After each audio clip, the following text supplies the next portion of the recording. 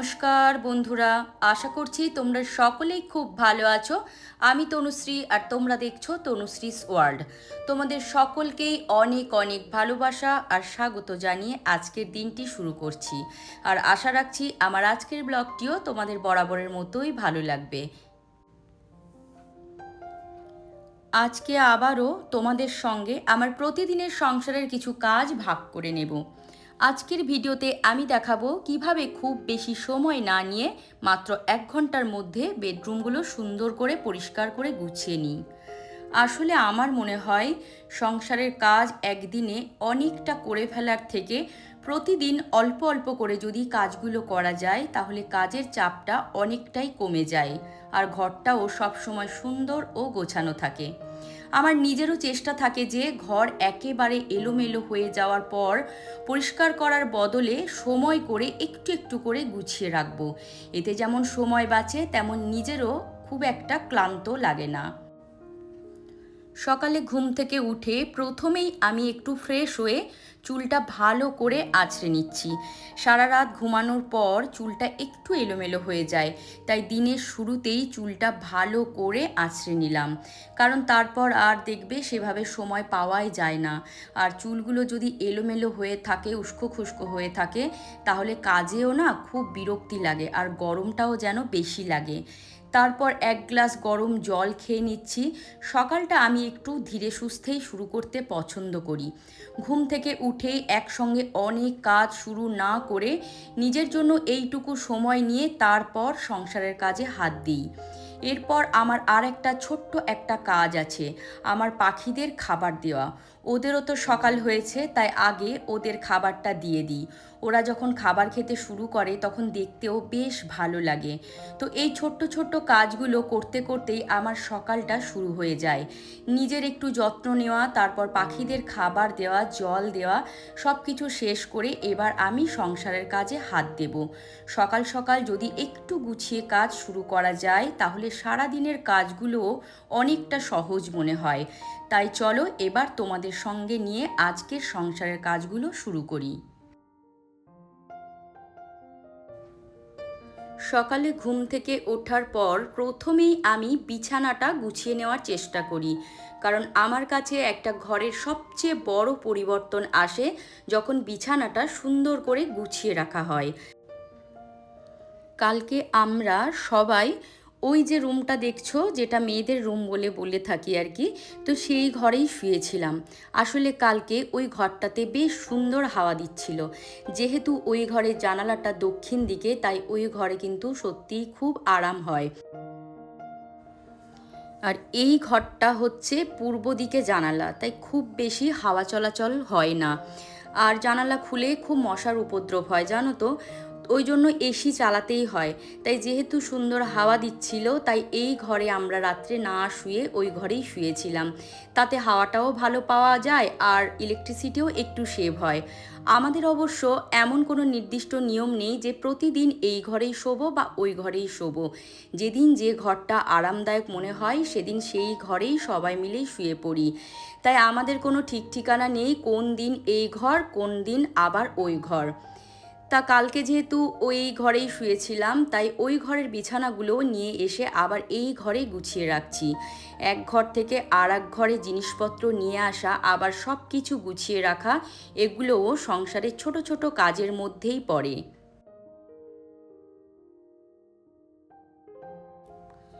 আমি একটা জিনিস পছন্দ করি, যে বিছানার উপর বেশি বালিশ চাদর ছড়িয়ে রাখা আমার একদমই ভালো লাগে না।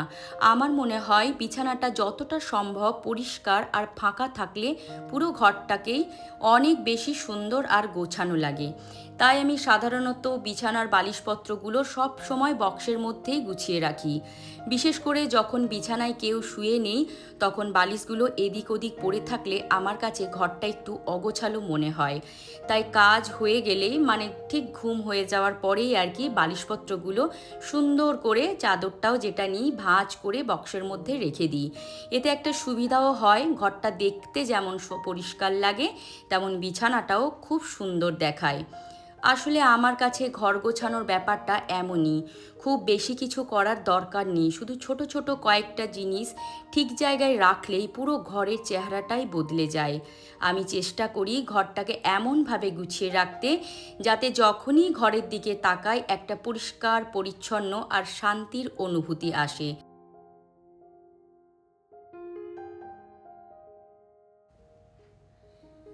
বিছানাটা গোছাতে গোছাতেই তোমাদের একবার বাইরের পরিবেশটা দেখায়।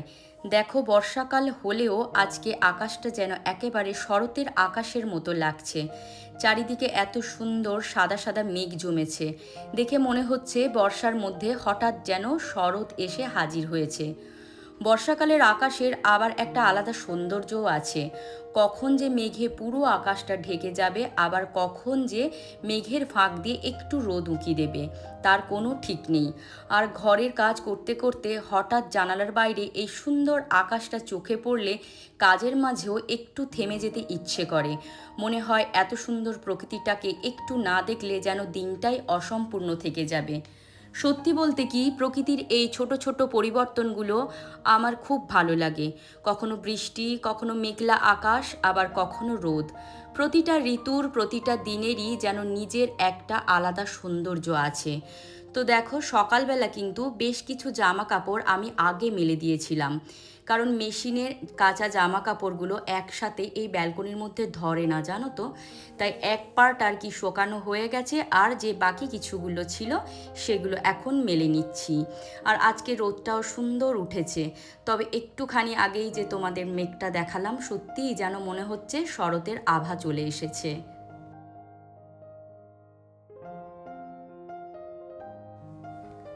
এত এত জামা কাপড় যে কোথার থেকে আসে আমি নিজেই মাঝে মাঝে বুঝতে পারি না। সারাদিন মনে হয় জামা কাপড়ই কাচ্ছি, কিন্তু তারপরেও দেখি আবার এক গাদা কাপড় জমে গেছে। জামা কাপড় কাচা, তারপর সেগুলো মেলা, শুকিয়ে গেলে আবার ভাঁজ করে গুছিয়ে রাখা।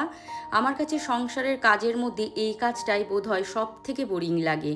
বিশেষ করে যখন মনে হয় এই তো একটু আগেই এক গাদা কাপড় ভাঁজ করে রাখলাম, আবার দেখি নতুন করে আর এক গাদা তৈরি। তবে কি বলতো, এই ব্যালকনিতে জামা কাপড় মেলা খুব কঠিন একটা কাজ। আমার একদমই ভালো লাগে না।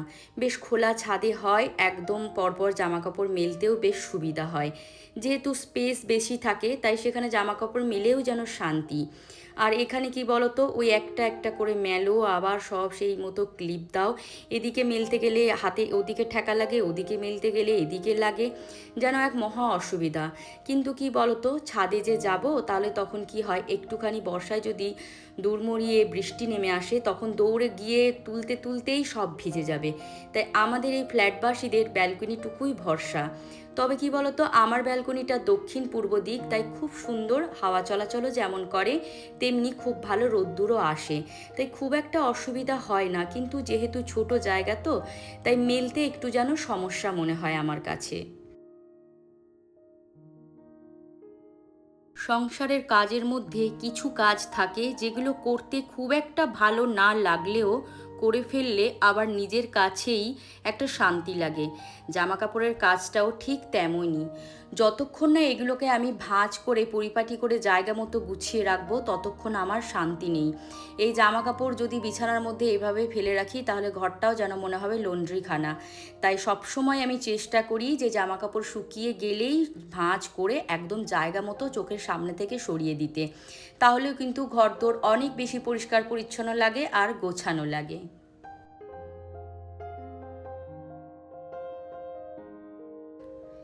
মেয়েদের আমি মাঝে মাঝে বলি যে তোরা নিজেদের জামা কাপড়গুলো নিজেরা একটু গুছিয়ে রাখবি, কিন্তু সত্যি কথা বলতে কি, ওদেরকে সেই কাজটা করার সময়টুকুও যেন আমি দিই না। ওরা একটু কিছু গুছাতে যাবে, তার আগেই আমি নিজেই বলে উঠি, দে আমি করে দিচ্ছি। আসলে এতদিন ধরে নিজের হাতে সব কিছু করতে করতে এমন একটা অভ্যাস হয়ে গেছে যে ওরা কিভাবে করবে সেটা দেখার আগেই আমার নিজেরই মনে হয় আমিই করে দিই। আর একটা কথা কি, ওরা যেভাবে গুছিয়ে রাখে সেটা আমার আবার একদমই পছন্দ হয় না। আমার মনে হয় আমি যেভাবে একটা একটা করে সুন্দর করে ভাঁজ করে ঠিকঠাক জায়গায় রাখি, সেভাবে হয়তো ওরা করে না। তাই শেষে আবার আমারই মনে হয় থাক আমিই করে দিই। ফলে কি হয়েছে জানো, ওদেরও একটা অভ্যাস হয়ে গেছে, মা যখন আছে মাই সব গুছিয়ে দেবে। আর আমারও অভ্যাস হয়ে গেছে সব কিছু নিজের হাতে করার। তবে আমি জানি সব সময় তো আর আমি ওদের হয়ে কাজ করে দিতে পারবো না। মা হিসেবে আমরা অনেক সময় ভালোবেসে নিজেরাই সব কাজ করে দিই, কিন্তু কখনো কখনো সেই ভালোবাসার মধ্যেই বাচ্চাদের নিজের কাজ শেখার সুযোগটাও দিয়ে দিতে হয়। মেয়েদের আমি কিন্তু সংসারের কাজ থেকে খুব একটা যে দূরে রাখি তা নয়, সময় বিশেষে ওদের সব কাজই শিখিয়ে রেখেছি। কোন কাজ কিভাবে করতে হয়, নিজের জিনিস কিভাবে গুছিয়ে রাখতে হয়, সবই ওরা জানে এবং প্রয়োজন হলে নিজেরাই করে। তবে আমি নিজেই যতটা পারি কাজগুলো নিজের হাতেই করে নেওয়ার চেষ্টা করি। এটা অনেকটা আমার অভ্যাস হয়ে গেছে। মনে হয় আমি যখন বাড়িতে আছি তখন নিজের কাজগুলো নিজেই করে নিই, এতে ওদের ওপরেও অযথা কাজের চাপ পড়ে না। আর মায়েদের একটা ব্যাপার হয় না, নিজের হাতে করলে যেন মনটা বেশি শান্তি পায়। আমি নিজে গুছিয়ে রাখলে কোথায় কী আছে সেটাও আমার জানা থাকে, আর নিজের মতো করে পরিষ্কার পরিচ্ছন্ন করে রাখতেও পারি। তবে তার মানে এই নয় যে ওরা কোনো কাজ পারে না, বরং আমি চাই ওরা সব কাজ জানুক এবং নিজের প্রয়োজনের সময় নিজের কাজ নিজেরা সামলাতে পারুক। আজ আমি আছি, কাল হয়তো আমি সবসময় পাশে থাকবো না, তাই নিজের কাজ নিজে করার অভ্যাসটা ওদের থাকা খুবই দরকার। তাই সুযোগ পেলেই ওদের দিয়ে কাজ করাই, আবার যখন আমি নিজে করতে পারি তখন নিজের হাতেই করে নিই। সংসারে তো এমনভাবেই চলতে হয়, কখনো আমি করি কখনো ওরা করে। আমার কাছে আসল কথা হলো মেয়েরা যেন সব কাজ শিখে নিজের পায়ে দাঁড়াতে পারে এবং প্রয়োজনের সময় নিজের সংসারটাকেও সুন্দরভাবে সামলাতে পারে। আর আমি যতদিন পারি নিজের মতো করে আমার সংসারটাকে গুছিয়ে রাখার চেষ্টা করে যাই।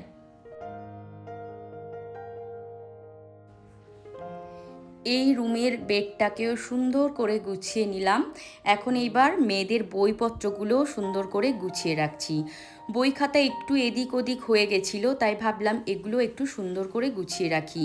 মেয়েদের পড়াশোনার জিনিসপত্রগুলো আমি চেষ্টা করি যতটা সম্ভব গুছিয়ে রাখতে, কারণ বই খাতাগুলো যদি নিজের জায়গায় থাকে তাহলে পড়তে বসার সময় ওদেরও খুঁজে পেতে কোনো অসুবিধা হয় না। আজকে আবার মেয়ের পড়া আছে, 2 মেয়েরই জানো তো, তাই আগে খাওয়া দাওয়া করে নেব, তারপর একটু সময় নিয়ে পড়তে বসাবো। পড়াশোনার সময়টা যেন ওরা মন দিয়ে দিতে পারে, সেই জন্য পড়ার জায়গাটাও পরিষ্কার পরিচ্ছন্ন আর গুছিয়ে রাখাটাও আমার কাছে বেশ গুরুত্বপূর্ণ।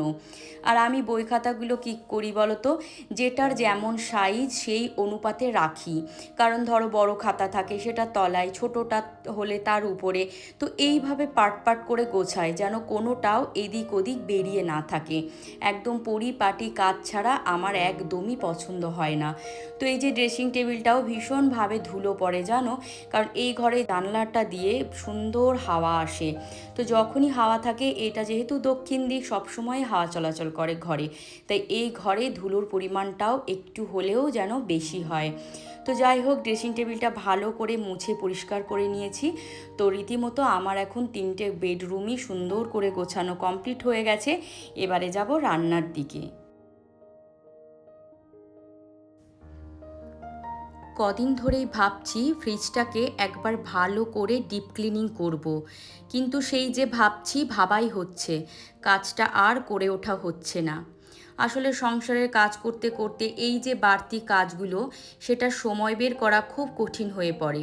ফ্রিজ ডিপ ক্লিনিং মানে তো শুধু বাইরে থেকে মুছে দিলেই হলো না, ভেতরে সব জিনিস বের করতে হবে, তাকগুলো পরিষ্কার করতে হবে, ড্রয়ারগুলো ধুয়ে মুছে আবার সব কিছু গুছিয়ে রাখতে হবে। তাই একটু সময় নিয়ে না করলে কাজগুলো ঠিকমতো করা হয় না। আর ফ্রিজ ডিপ ক্লিনিং আমি তখনই করি যখন ফ্রিজে জিনিসপত্র সেভাবে তেমন কিছু থাকে না, কারণ ফাঁকা ফ্রিজ ক্লিনিং করতে না বেশ সুবিধেই হয়। তাই ভাবছি এখন দেখা যাক কবে করি।